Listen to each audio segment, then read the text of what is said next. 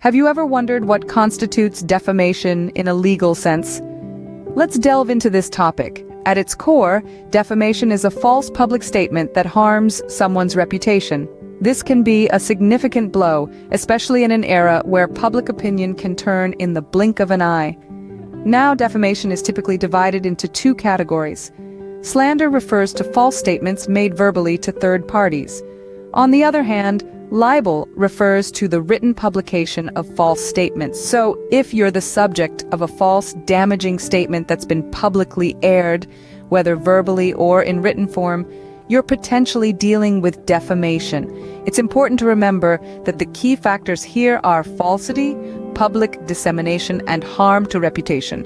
In essence, if a false statement publicly damages your reputation, you may be a victim of defamation. Now, can a false accusation of racism be considered defamation? The answer isn't as clear-cut as you might think. It's a bit of a legal tightrope dependent on the circumstances of the case. If the accusation is simply an opinion, it might not qualify as defamation. Say, for instance, someone expresses a belief that a certain action or behavior was racist. This could be seen as a personal perspective, not a definitive statement of fact. However, the scales tip when false statements of fact are involved. If someone publicly asserts that a specific racist act occurred when it didn't, this could potentially be defamation. Not only does the statement need to be false, but it must also cause harm to the accused's reputation. In essence, it's not just about the accusation itself, but also about the nature, context, and the real-world consequences of the statement. So, tread carefully.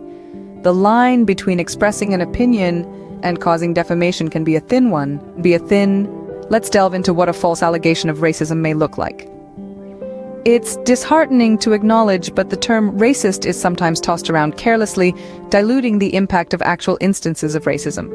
This misuse not only defames the accused, but also undermines the seriousness of real racial prejudice. Consider this: an allegation that someone used a racial slur when they did not, or a claim that someone was denied a job because of their race, without substantial proof. These are examples of potentially defamatory statements because they are not just opinions, but are presented as factual events that can harm a person's reputation. However, it's crucial to remember that not all accusations of racism are false or defamatory. Real racism exists, and it's a serious issue that shouldn't be ignored or trivialized. Recognizing and understanding these false allegations is crucial in the fight against both defamation and racism.